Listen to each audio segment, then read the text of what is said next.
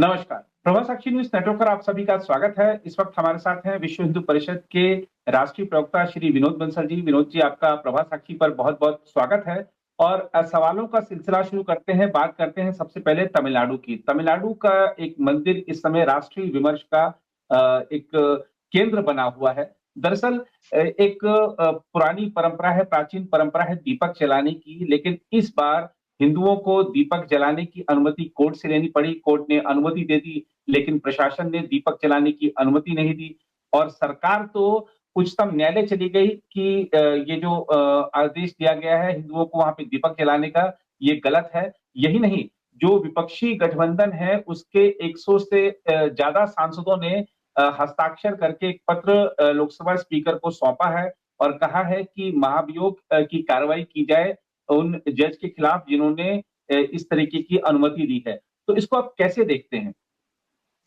देखिए, इस सारी कहानी में आपने एक चीज और बड़ी इंपॉर्टेंट छोड़ दी लगता है कि भाई जी, जो जज ने जो आदेश दिया था उसका आदेश पालन करने की बजाय और जी, उल्टा जो है ना जो हिंदू द्रोही शक्तियां थी, न सिर्फ जी, उनको प्रश्रय दिया और उनको उनको बढ़ावा दिया, बल्कि जी, हिंदुओं को अगेंस्ट में दमनकारी नीति भी चलाई।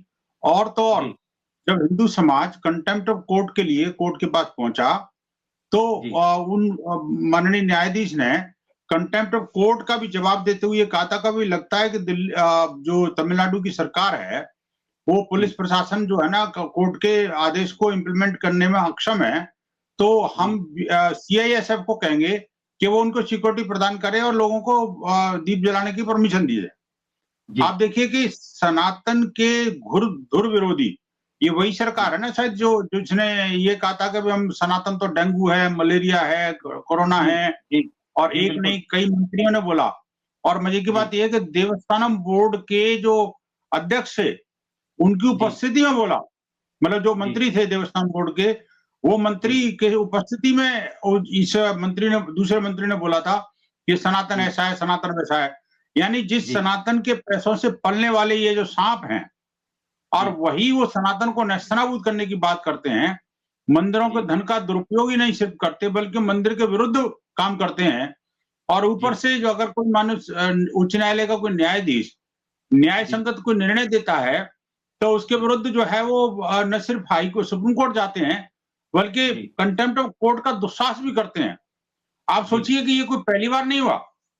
हमें समझना पड़ेगा, आपको ध्यान होगा, जब श्री राम जी, जन्मभूमि का जो केस चल रहा था सुप्रीम कोर्ट में, तो उस जी, समय सर्वोच्च न्यायालय में भी ये जो कांग्रेस प्रायोजित वकीलों की फौज खड़ी थी वहां पर।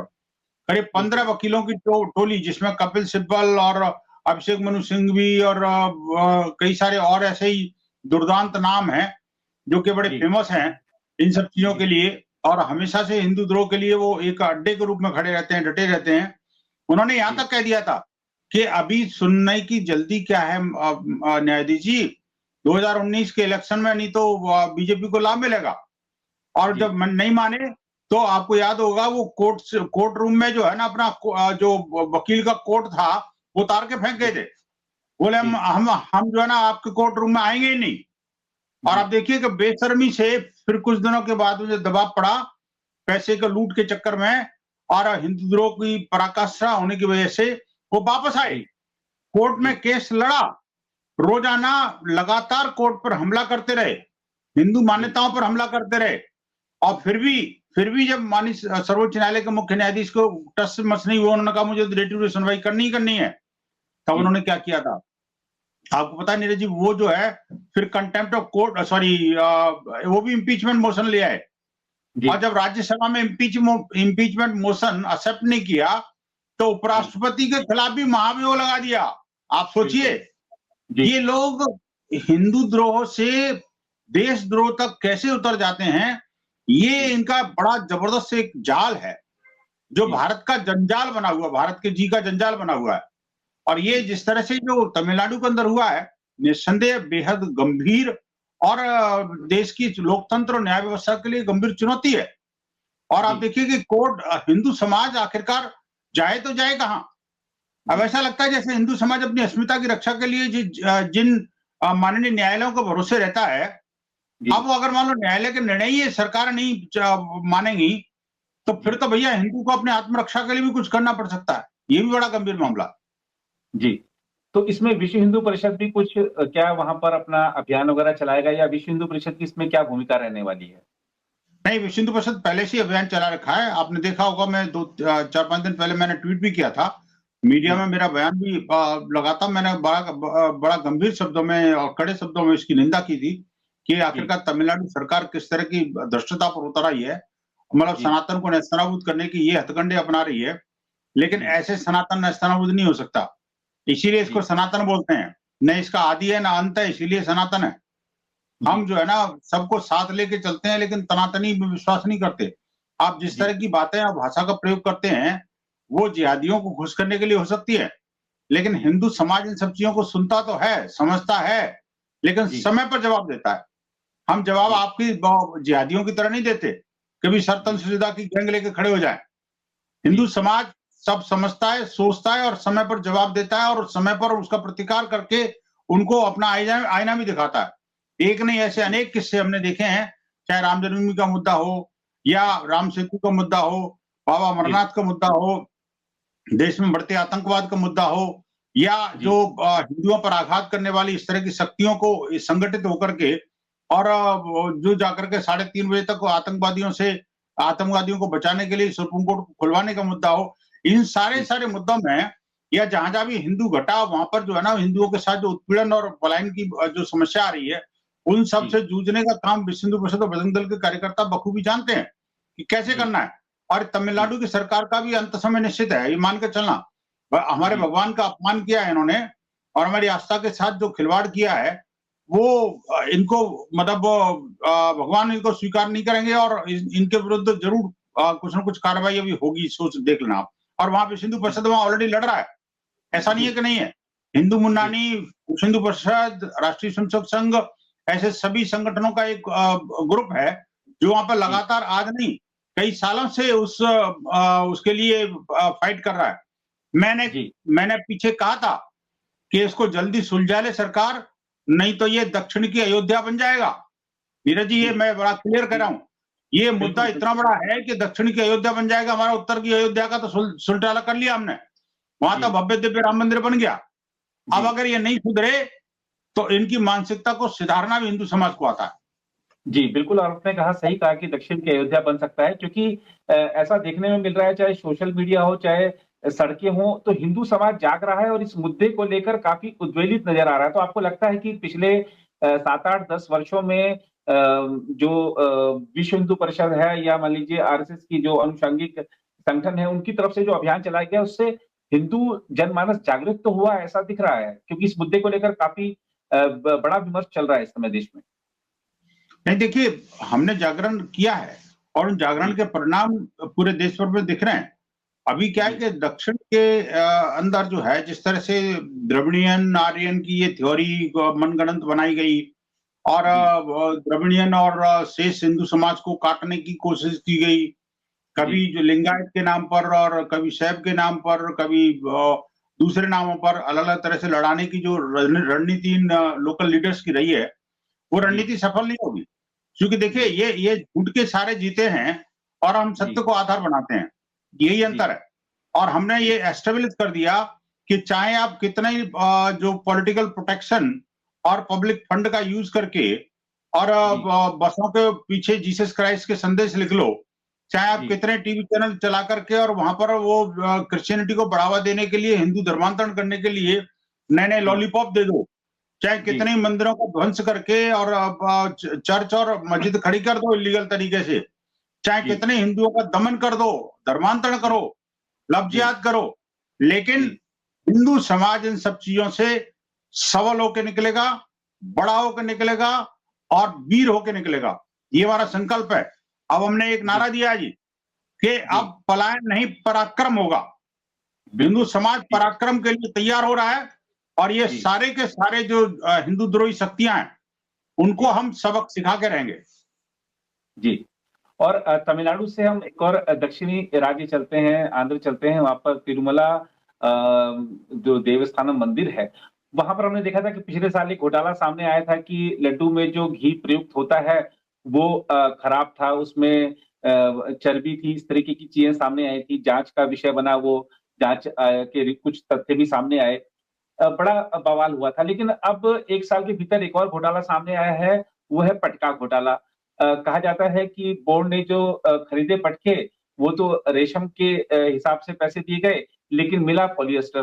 तो ये दिखाता है कि कहीं न कहीं जो मंदिरों की ओर से, क्योंकि मंदिरों के पास बड़ी धनराशि है, बोर्ड या तो सही से काम नहीं कर पा रहे हैं, या जो चीज़ें खरीदी जा रही हैं, उसमें कोई जानबूझकर इस तरीके की चीज़ें सप्लाई की जाती हैं। तो इस सब को लेकर आपकी क्या प्रतिक्रिया है कि क्या एक खरीदों का ऑडिट होना चाहिए? क्या जो मंदिरों के बोर्ड हैं, उनके कामकाज का एक बार मूल्यांकन किया जाना चाहिए?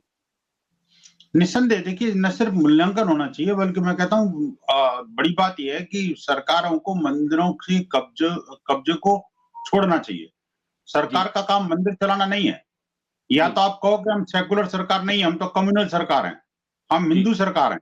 अगर आप जी, हिंदू सरकार कहते हो तब तो हम कहिए कि चलो हिंदू मंदिर आप चलाइए। जी, अगर आप सेक्युलर सरकार कहते हैं तो आपको मंदिर चलाना नहीं है, और अगर मंदिर भी चलाने हैं तो आपको सारे के सारे मस्जिद और मदरसे और ये जो चर्च और बाकी सब चीजों को भी अपने कंट्रोल में लेना चाहिए। जी, ये सीधा-सीधा हिंदू समाज के ऊपर आघात है, हिंदू जी, मान्यताओं के ऊपर का दमन है, मेरे जी, देवी-देवताओं के धन का दुरुपयोग है। और आप देखिए जी, कि एक बार नहीं अनेक बार जो है ना, कई न्यायालय कह चुके। अभी रिसेंटली आपने देखा होगा कि उत्तराखंड और हिमाचल प्रदेश का जो निर्णय है, माननीय सर्वोच्च जी, न्यायालय का निर्णय है, साफ-साफ जी, कहा है कि जो जो मंदिरों में जो धन है, मंदिरों की जी, संपत्ति है, वो भगवान की संपत्ति है। उस भगवान जी, की संपत्ति पर सिर्फ भगवान का अधिकार है, और वो भगवान जी, के भक्तों के लिए और भगवान की जो मंदिर की रख-रखाव के लिए, 2 ही कामों जी, में खर्च हो सकता है। तो ऐसे जी, ऐसे में जो घोटालेबाज जो घोटाला करते हैं, वो सब पॉलिटिकली प्रायोजित जो लोग हैं, क्योंकि मंदिरों के जी, बोर्ड में वो सारा, चूँकि सरकारों के अंदर कंट्रोल्ड मंदिर हैं वो। और वो जी, ये जो पॉलिटिकल जो लोग हैं, जो सनातन को नेस्तनाबूद करने के लिए, सनातन को समाप्त करने का दिवास्वप्न देख रहे हैं, उनके हाथ जी, में मंदिरों की कमान कमान है। जब मंदिरों की जी, कमान होगी तो निस्संदेह मंदिर आस्था के केंद्र न होकर के अनास्था के केंद्र बनते चले जा रहे हैं। और जी, जो अनास्थावान लोग हैं, उन आस्था के केंद्रों को चलाएँगे, तो क्या जी, स्थिति परिस्थिति होगी, ये हम अच्छी तरह समझ सकते हैं। जो आपने बताया कि भई जो बिल आएगा वो तो रेशम का आएगा, और जी, जो माल आएगा वो पॉलिस्टर का आएगा।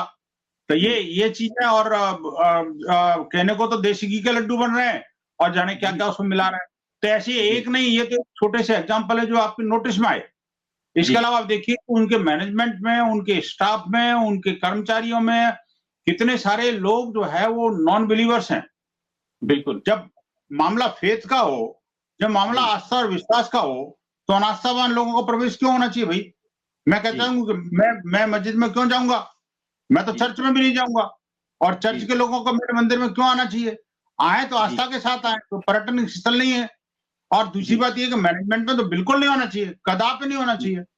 ये जी, बड़ा गंभीर मुद्दा है जिस पर कि वास्तव में गहन जाँच करके, अभी आपको ध्यान होगा, हमने विश्व हिंदू परिषद ने मंदिरों की मुक्ति के लिए एक अभियान लिया। जी, जनवरी में ही हमने यही काम विजयवाड़ा से शुरू किया। वही आंध्र प्रदेश जी, जिसकी आप बात कर रहे हैं। जी, विजयवाड़ा में जनवरी में एक बहुत बड़ी रैली, और हमने 5 लाख लोगों को इकट्ठा करके और एक जी, अभूतपूर्व एक आंदोलन की रूपरेखा वहां बनाई। और हमने कहा जी, कि मंदिरों की मुक्ति तक विश्व हिंदू परिषद और पूरा संत समाज और हिंदू समाज चुप नहीं बैठेगा। हम देश जी, के एक-एक मंदिर को मुक्त कराएँगे। और हमने जी, बाकायदा वो उसके बाद में एक डेलीगेशन जाकर के राज्य के मुख्यमंत्री से मिला था। उन्हें न सिर्फ हमने निवेदन किया था, बल्कि जी, कानून का जो प्रारूप है, मंदिरों को कैसे सरकार से डिटैच किया जाए, उसके लिए एक बाकायदा ड्राफ्टेड कानून भी दिया उनको। कि भई जी, आप इसको देखिए, मंदिर जी, जब सरकार से सरकारी अधिग्रहण से मुक्त होंगे, तो उनका जी, मैनेजमेंट कौन देखेगा? कैसे चलेगा? ट्रांसपेरेंसी क्या रहेगी? और जी, इन सब चीज़ों को ध्यान में रखते हुए हमने पूरा एक ड्राफ्ट प्रारूप बनाया, पूज्य संतों ने और बड़े विशेषज्ञ लोगों ने मिल करके, जिससे कि जी, ट्रांसपेरेंसी के साथ, आस्था और विश्वास के साथ मंदिर चल सकें। और जी, इसको लेकर के हमने दिसंबर में फिर एक बड़ा अभियान लिया था, लास्ट दिसंबर जी, में। जी, और सॉरी, दिसंबर में नहीं, अभी जो दिवाली के आसपास। तो जी, हमने फिर उसके बाद में सभी राज्यों के जो गवर्नर हैं, राज्यपाल हैं, उनसे भेंट की थी। और उसके जी, बाद में कई राज्यों की विधानसभा के सदस्यों से भी हम मिले हैं। तो जी, हमने उनको भी अपना अपना प्रतिवेदन दिया है कि भई आप मंदिरों की मुक्ति के लिए आप भी आगे आइए, और अपने-अपने जी, हिसाब से अपने विधानसभा में मामले को उठाइए। जी। बिल्कुल। और एक चीज मैं अब आना चाहूंगा घुसपैठियों के मुद्दे पर, क्योंकि एक ये बड़ा इस समय मुद्दा बना हुआ है देश में। एक चलन था कि जब भी कोई घुसपैठ के खिलाफ अभियान चले या घुसपैठियों की जो नागरिकता की जांच का अभियान चले, तो कभी मानवता के नाम पर उसका कुछ लोग विरोध करने आ जाते थे या कहते थे कि भैया अल्पसंख्यकों को प्रताड़ित किया जा रहा है। लेकिन अब इससे बढ़कर आगे भी कुछ हो रहा है। वो ये हो रहा है कि अभी जस्टिस सूर्यकांत जी जो कि सीजेआई हैं, उन्होंने एक टिप्पणी की, एक फैसला दिया कि जो रोहिंग्या हैं, जो घुसपैठिए हैं, उनके लिए लाल कालीन नहीं बिछा सकते। उसके बाद सीजेआई साहब के खिलाफ अभियान शुरू कर दिया गया। उनके खिलाफ सोशल मीडिया पर तमाम तरह की टिप्पणियां की गई। अब कुछ पूर्व जजों ने एक पत्र लिखकर सीजेआई साहब के प्रति समर्थन जताया। तो ये एक आपको क्या लगता है कि मतलब अब जजों को डराया जा रहा है, धमकाया जा रहा है? तमिलनाडु में हमने देखा सीजेआई साहब के साथ ऐसा हो रहा है। तो न्यायपालिका पर जिस तरीके का दबाव बनाया जा रहा है, इसको आप किस रूप में देखते हैं? ये वाकई एक चिंताजनक कह सकते हैं कि मिसाल है। देखिए, कल ही हमारे अंतर्राष्ट्रीय अध्यक्ष माननीय आलोक कुमार जी ने जी, प्रेस कॉन्फ्रेंस को संबोधित करते हुए कहा था कि जो कुछ करना आपने जो तमिलनाडु के मद्रास हाईकोर्ट के जज के साथ हुआ है, जिस तरह से जी, उनकी अवमानना करके और मामला हाईकोर्ट न सिर्फ हाईकोर्ट में सुप्रीम कोर्ट में ले जाया गया, बल्कि उनके लिए इम्पीचमेंट मोशन तक वहां पर संसद में लाना, ये बेहद जी, गंभीर और एक न्यायालय पर हमला है। भारत जी, की न्यायतंत्र पर हमला है। जो जी, हमारा जो लोकतंत्र का मूल स्तंभ है न्यायतंत्र, उस न्यायतंत्र पर हमला है। और जी, यही हमला ये सुप्रीम कोर्ट वाले केस में भी हुआ। और ऐसे जी, अनेक ऐसे और भी निर्णय हुए हैं जहां पर कि कोई जज अगर मान लो अच्छी बात कर देता है, कोई राष्ट्र हित में बात करता है, तो सारे के सारे देशद्रोही तत्व और जो जी, रोहिंग्या जिहादियों और दुराचारियों के जो पैरोकार हैं, जो जी, पैसे की और टुकड़ों पर पलते हैं, वो सारे के सारे लोग उन जजों के अगेंस्ट हो जाते हैं। लेकिन जी, अब देखिए, अब वो चीजें बदल रही हैं। मैं कहता हूँ जी, समाज भी जागरूक हो रहा है और ऐसे जी, सब लोगों को जवाब भी दे रहा है। ऐसा नहीं है जी, कि ये अब चीजें अनअटेंडेड ही रहने हैं। पहले क्या होता, जी, सरकार प्रायोजित होता था, मीडिया मैनेज चीजें चलती थी। जी, अब न तो सरकार कोई प्रायोजित कर सकती और न ही मीडिया जी, मैनेज हो सकता, क्योंकि इन जी, सबसे ऊपर सोशल मीडिया है। सोशल जी, मीडिया अच्छे-अच्छों को उधेड़ देता है। और जी, आपके हाथ में जो आप और मेरे हाथ में जो छोटा-सा मोबाइल है, वो अपने आप में पूरा जी, मीडिया हाउस है। और ये बिल्कुल। इसका एक 10 सेकंड का 15 सेकंड का ट्वीट आप देखते होंगे कि वो पूरी दुनिया को हिला देता है कई बार। तो जी, सरकारें क्या चीज़ है? तो इसलिए जो जी, है ना, अब वो ज़माना बदल गया, तो इसलिए लोगों को भी बदलना चाहिए और अपनी इस बुरी मानसिकता को छोड़ कर के देश के जी, प्रति और धर्म के प्रति और संविधान के प्रति और न्याय व्यवस्था के प्रति कहीं न कहीं जी, सम्मान तो व्यक्त करना पड़ेगा जी। आप सम्मान जी, नहीं व्यक्त कर सकते तो कम से कम असम्मान तो नहीं सहन करेगा समाज। ये बात तय है। जी, जी। और धर्म की बात हुई है तो ज़रा जम्मू चलते हैं। और वहाँ पर जम्मू में माता वैष्णो देवी मेडिकल कॉलेज में एक बड़ा विवाद सामने आ रहा है। वहाँ पर कुछ स्थानीय संगठन हैं, वो विरोध कर रहे हैं कि इसमें जो मुसलमान हैं, उनको क्यों दाखिला दे दिया? ये तो वैष्णो देवी जो बोर्ड है, उसके उससे जो पैसे हैं, उससे संचालित होता है ये। तो यहाँ पर हिंदू छात्रों को ही दाखिला देना चाहिए। यहाँ पर सवाल ये उठता है श्री विनोद बंसल जी कि जो शिक्षा है उसमें धर्म मायने रखता है या मेरिट? नहीं देखिए, शिक्षा में धर्म मायने तो रखता है, शिक्षा में भी धर्म मायने रखता है। लेकिन मैं जी, कहना चाहता हूँ कि वो वहाँ पर मज़हब मायने नहीं रखता। अब जी, देखिए, धर्म और अधर्म में और जी, मज़हब में और धर्म में बड़ा अंतर है। जी, बेसिकली क्या है कि 2 बातें बड़ी भिन्न हैं इसमें। बात शिक्षा जी, की नहीं है। बात ये है जी, शिक्षा के लिए पैसा कहाँ से आ रहा है? पैसा जी, कौन दे रहा है? और ऐसी जी, संस्थाओं का निर्माण का उद्देश्य क्या है? ये जी, ये इसमें सबसे बड़ा गंभीर मामला है। बात ये नहीं कि जी, शैक्षणिक क्षेत्र में कोई पढ़ नहीं सकता, कोई नॉन हिंदू नहीं पढ़ सकता। हमने कभी जी, इस चीज़ का विरोध नहीं किया और एक नहीं जी, है, भारत के अंदर सैकड़ों ऐसे इंस्टीट्यूशंस हैं, जो जी, हमारे मठ, मंदिर, गुरुद्वारों से चल रहे हैं। आप जी, सोचिए और उनमें नॉन बिलीवर्स भी बहुत बड़ी संख्या में पढ़ भी रहे हैं। ऐसा जी, नहीं है। जब हम कोई भंडारा लगाते हैं, चाहे मंदिर की तरफ से ही भंडारा लगाएँ। मैं एक जी, एग्ज़ाम्पल देता हूँ। मंदिर की तरफ जी, से भंडारा लगाएँ या व्यक्तिगत रूप से भंडारा लगाएँ। तो भंडारा जी, लगाते हैं तो हर प्रकार के लोग आते हैं। सबको जी, आग्रहपूर्वक बड़े प्यार से और सत्कार पूर्वक हम खिलाते हैं। जी, लेकिन इसका अर्थ ये नहीं है कि सारा का सारा भंडारा एक जी, कम्युनिटी खा जाए, मेरा जी, भाई भूखा रह जाए। जी, ये हेतु है इसके पीछे। और देखिए, जी, श्री माता वैष्णो देवी श्राइन बोर्ड जो है, बनाता माता वैष्णो देवी के मैनेजमेंट के लिए, उनके रख रखाव के लिए, बढ़ावा देने के लिए और उनके श्रद्धालुओं के सर्वांगीण विकास के लिए। जी। और यहाँ विकास किसका हो रहा है? जो उसके दुश्मन है, जो माता वैष्णो देवी को कुछ समझते ही नहीं है, आस्था और विश्वास को ठेंगा दिखाते हैं। आप देखिए कि अभी मेरे को वहीं के लोग बता रहे थे कि एक तो जो परसेंटेज है, आप देखिए कि 50 लोगों का सिलेक्शन होना था, पहला बैच था, और जब सिलेक्शन के लिए जो वहां का जो स्थानीय बोर्ड था, उस बोर्ड के सारे मेंबर जिहादी थे। आप सोचिए ना। और जो ठीक है नीट से सिलेक्शन होके नाम आए, वो टोटल नंबर आए, और वहां का जो स्टेट बोर्ड है, उस स्टेट बोर्ड ने षड्यंत्र पूर्वक 50 में से 42 नाम मुसलमानों को उसमें दे दिए, और सिर्फ 8 नाम हिंदू और सिख मिला करके थे। लेकिन आप सोचिए कि जब एडमिशन की फाइनल लिस्ट आई, तो इसमें हिंदू सिर्फ एक रह गया। आप सोचिए क्यों?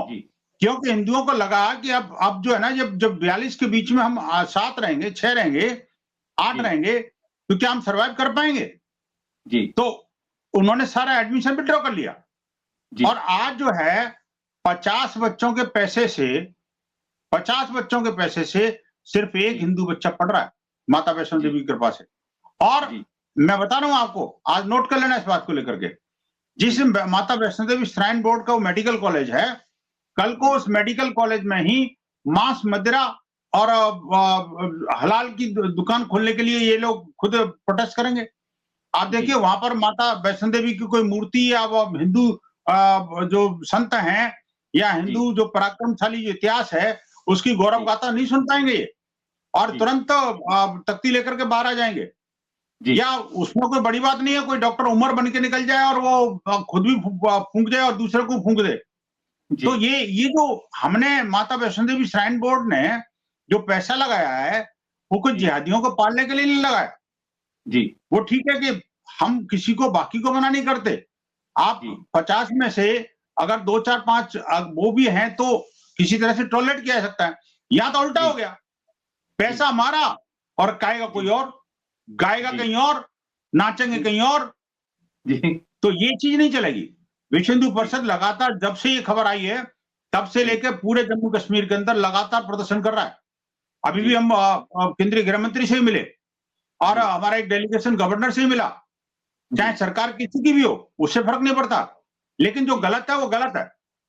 हमने संकल्प लिया हुआ है कि इस तरह की चीजें नहीं होने देंगे। इसीलिए आपको याद होगा कि हम देश में किसी भी मंदिर को किसी भी सरकार या सरकार द्वारा कंट्रोल, किसी बोर्ड द्वारा संचालित नहीं होने देंगे। हमारा पूरा क्लियर कट स्टैंड है। पूज्य संतों ने बड़ा हठपूर्वक अभी जो कल जो बैठक समाप्त हुई है हमारी केंद्रीय मार्गदर्शन मंडल की दिल्ली में, उस बैठक में भी सर्वसम्मति से ये निर्णय लिया कि मंदिरों को सरकारी अधिग्रहण से मुक्त करा के रहेंगे, क्योंकि उन सरकारी अधिग्रहण के कारण मंदिरों की एक पवित्रता भंग हो रही है, मंदिरों के पैसे बर्बाद हो रहे हैं, मंदिरों को जिहादियों का और अतिवादियों का और मैं कहता हूं हिंदू द्रोह के अड्डे बनाने की कोशिश की जा रही है। आप देखिए कि श्री माता वैष्णो देवी श्राइन बोर्ड द्वारा संचालित वो जो नर्सिंग कॉलेज है, आपको शुद्धि दर्शक जान के हैरान रह जाएंगे, उस नर्सिंग कॉलेज में तो 1700 से ज्यादा जो टीचर्स और जो बच्चे हैं वो सारे मुसलमान हैं। Can you imagine? ऐसा क्यों हो रहा भाई? और तो और वहां श्री माता वैष्णो देवी का जो श्राइन बोर्ड का जो दफ्तर है, उनके जो कर्मचारी हैं, मुझे जानकारी मिली कि भी वहां पर करीब 300 के करीब कर्मचारी नॉन बिलीवर्स हैं, नॉन हिंदू हैं। आप सोचिए इतना सब हो रहा है और हम चुपचाप बैठे हैं। हिंदू समाज कब तक सहन करेगा भाई?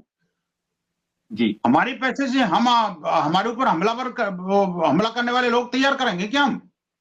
और आप देखिए अब जो जैसे डॉक्टरों की और अल्फला यूनिवर्सिटी की पोल खुली है, उससे अब लोगों के अंदर एक बड़ा जबरदस्त एक नया बदलाव आया है कि अब ये कहना कि कोई गरीब मुफलिसी या अशिक्षित व्यक्ति ही आतंकवादी बनेगा, ऐसा नहीं है।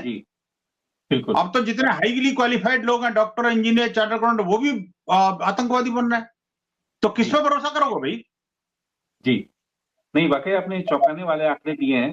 और इस समय देश में एसआईआर की प्रक्रिया चल रही है जिसको लेकर घुसपैठियों में डर है।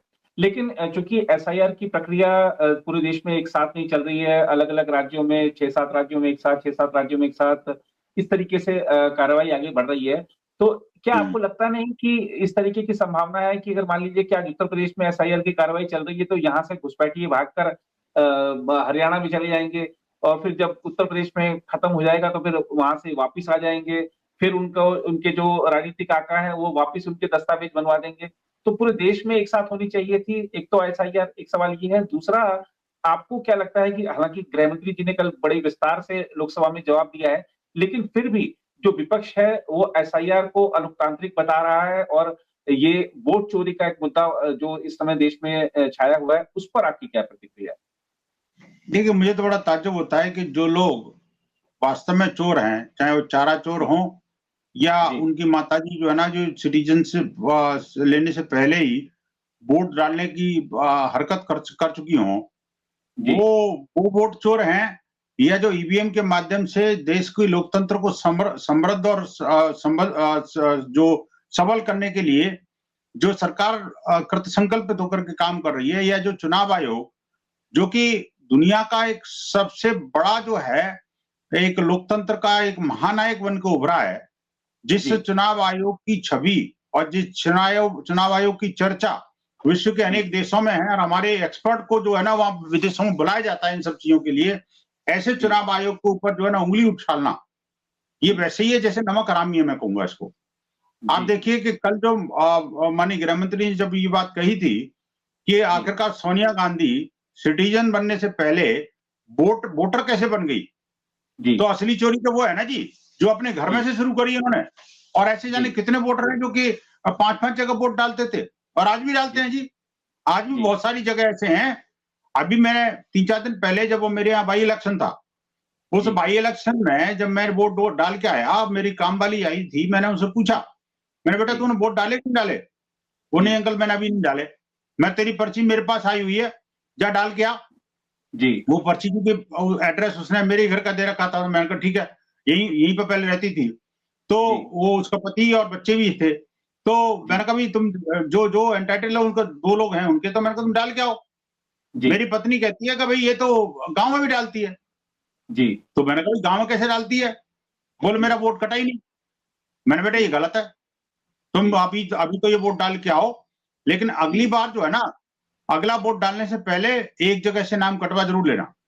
जी, ये कानून का उल्लंघन है और नहीं तो पुलिस पकड़ के ले जाएगी।